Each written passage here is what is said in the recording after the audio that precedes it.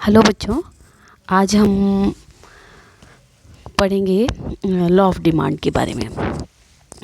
तो जैसे कि मैंने आपको पहले भी बताया था कि किसी भी सर्विस या गुड जो होती है उसकी प्राइस में और उसकी मांगे जाने वाली जो मात्रा है उसमें जो संबंध पाया जाता है उसे हम मांग का नियम कहते हैं।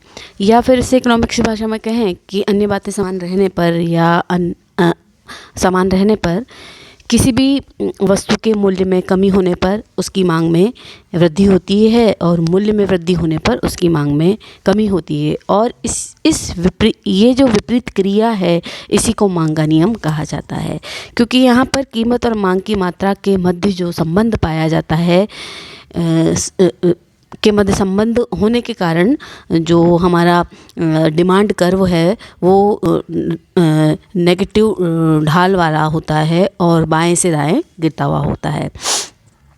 मांग का नियम एक जो है क्वांटिटेटिव स्टेटमेंट है और क्वालिटेटिव स्टेटमेंट है, क्वांटिटेटिव स्टैंडर्ड नहीं है। इसका कारण यह है कि क्योंकि यहाँ पर ये जो लॉ है वो प्राइस में और क्वांटिटी में परिवर्तन की दिशा को बताता है और परिवर्तन की मात्रा को नहीं बताता है।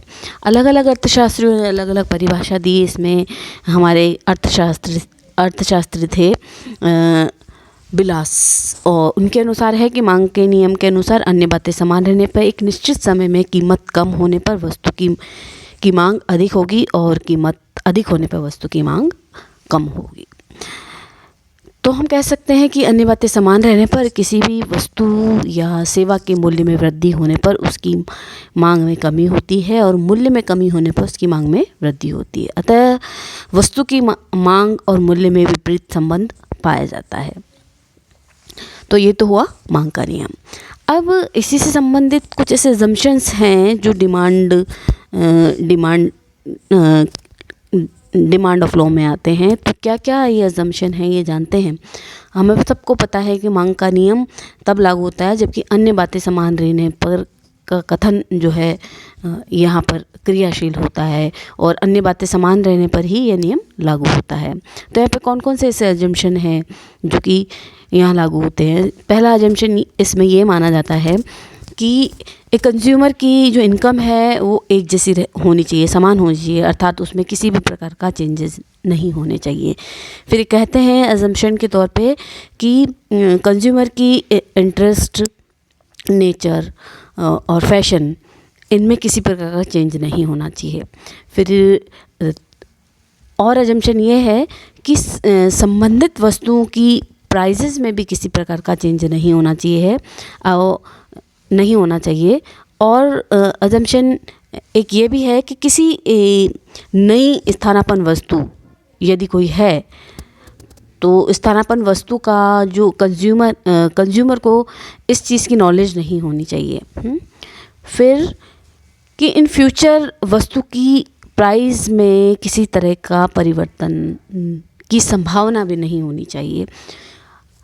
फिर अजम्पशन ये भी है कि वस्तु की नेचर जो है वो दिखावटी या प्रतिष्ठा सूचक नहीं होनी चाहिए, क्योंकि इसके प्रयोग से जो सोशल प्रतिष्ठा की भावना जागृत होती है यहाँ पर। फिर ये कहते हैं कि पॉपुलेशन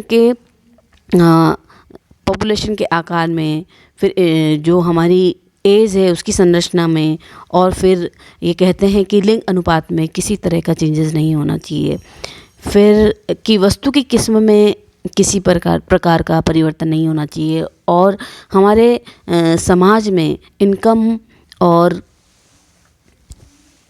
हमारे समाज में आय और संपत्ति के डिस्ट्रीब्यूशन में किसी तरह का चेंजेस नहीं होना चाहिए। और हमारी जो गवर्नमेंट सरकारी पॉलिसीज़ बनाती हैं उसमें भी किसी प्रकार का चेंजेस नहीं होना चाहिए। तो ये नियम तभी लागू होगा जब ये सारी अजम्पशंस होंगे। अगर इनमें ये अजम्पशन नहीं हुए तो ये नियम लागू नहीं होगा, है ना। तो ये तो मैंने कुछ आपको बताए हैं।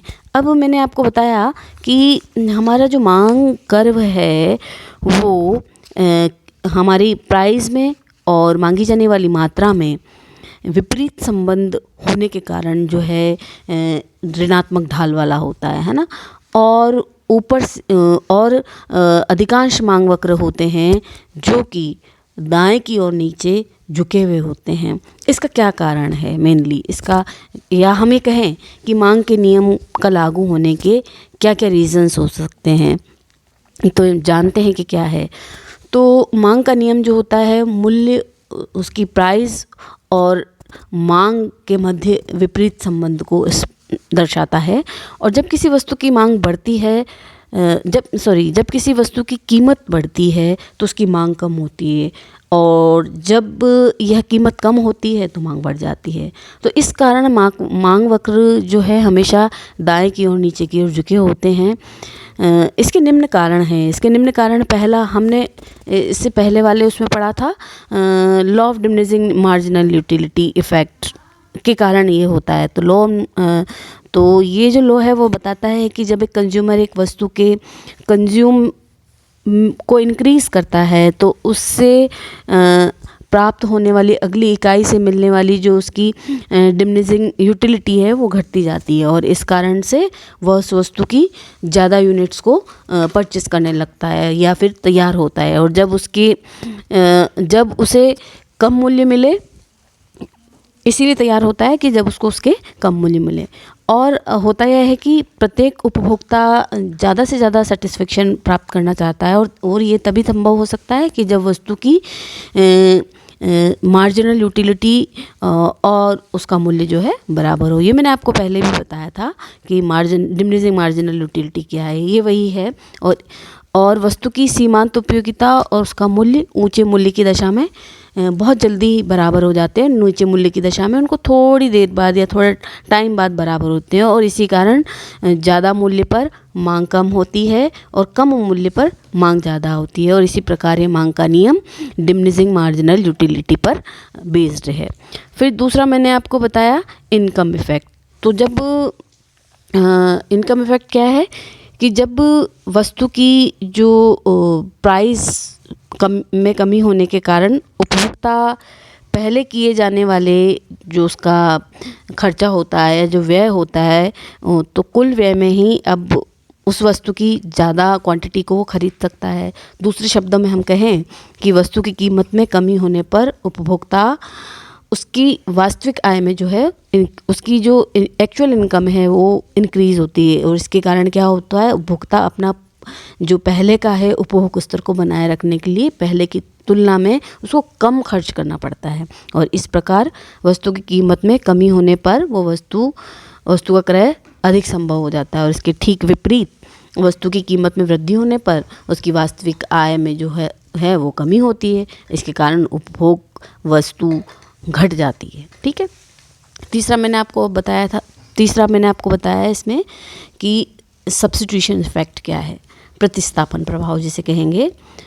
तो प्रतिस्थापन प्रभाव मांग के नियम के लागू होने का एक महत्वपूर्ण कारण है, क्योंकि जब किसी वस्तु की मूल्य में वृद्धि हो जाती है तो उपभोक्ता उसकी जो स्थानापन्न वस्तु उसको खरीदना अधिक पसंद करता है, क्योंकि उस वस्तु की तुलना में वो उसको सस्ती लगने लगती है ना। अब यहाँ पर एक और आता है कि change in the number of buyer, क्रेताओं की संख्या में परिवर्तन होना। अब परिवर्तन होने से मतलब है या तो कम होना या ज़्यादा होना। ठीक है। तो वस्तु की जो प्राइस में परिवर्तन का प्रभाव उपभोक्ता की नंबर्स पर भी पड़ता है। तो जब किसी वस्तु की प्राइस कम होती है तो कुछ ऐसे उपभोक्ता जो उस वस्तु को उपभोग करने उस वस्तु का उपभोग करने लगते हैं, जो कि स्टार्टिंग में ये सोचते हैं कि अरे ये तो बहुत महंगी है, और महंगी होने के कारण वो उसको खरीद नहीं पाते हैं। तो ऐसी दशा में वस्तु की मांग बढ़ जाती है। और ठीक इसके विपरीत, जब वस्तु की जो प्राइस है वो बढ़ जाती है तो अनेक जो हमारे कंज्यूमर होते हैं वो अपनी लिमिटेड इनकम के कारण उस वस्तु के उपभोग को छोड़ देते हैं, जिसके कारण वस्तु की मांग जो है स्वतः ही कम हो जाती है। अब ये मैंने बताया बायरर, नंबर ऑफ बायरर की बात ये मैंने बताई है आपको। अब जो नेक्स्ट इसमें आता है, इसके मांग के नियम के लागू होने के कारण वही हो सकता है कि जो हमारी वस्तु होती हैं उसके बहुत सारे उपयोग होते हैं ना। जैसे यदि एक वस्तु के बहुत सारे उपयोग में हम ला सकते हैं, जैसे हम लाइट का ही उदाहरण लें, इलेक्ट्रिसिटी का उदाहरण लें, तो इलेक्ट्रिसिटी को हम बहुत डेली डे टू डे की लाइफ में बहुत सारे यूजेस करते हैं। जैसे टीवी भी चलता है, फ्रिज भी चलता है, कूलर भी चलता है, और बहुत सारे उपयोग इसके हो सकते हैं। तो अगर इसके मूल्य में अगर चेंज होने पर इसकी मांग जो है निश्चित रूप से चेंज हो जाएगी। तो जैसे कि हम एग्जाम्पल के रूप में लें, यदि इसके मूल्य में वृद्धि हो जाए, इलेक्ट्रिसिटी के मूल्य में वृद्धि हो जाए, तो इसका जो है उपयोग जो है कुछ आवश्यक कार्यों में ही किया जाने लगेगा, और इससे रिज़ल्ट ये होगा कि इसकी मांग जो है कम होने लगेगी। इसके ठीक विपरीत यदि इसके मूल्य में कमी हो जाए तो इसका उपयोग जो है वो सभी काम में किया जाने लगेगा, और परिणाम स्वरूप क्या होगा, इसकी मांग बढ़ जाएगी। तो ये तो मैंने आपको बताया कि डिमांड, लॉ ऑफ डिमांड क्या है और इसके मांग के नियम के लागू होने के कारण क्या है। अब इसमें नेक्स्ट आता है कि मांग के नियम के अपवाद क्या है, वो नेक्स्ट लेक्चर में देखेंगे।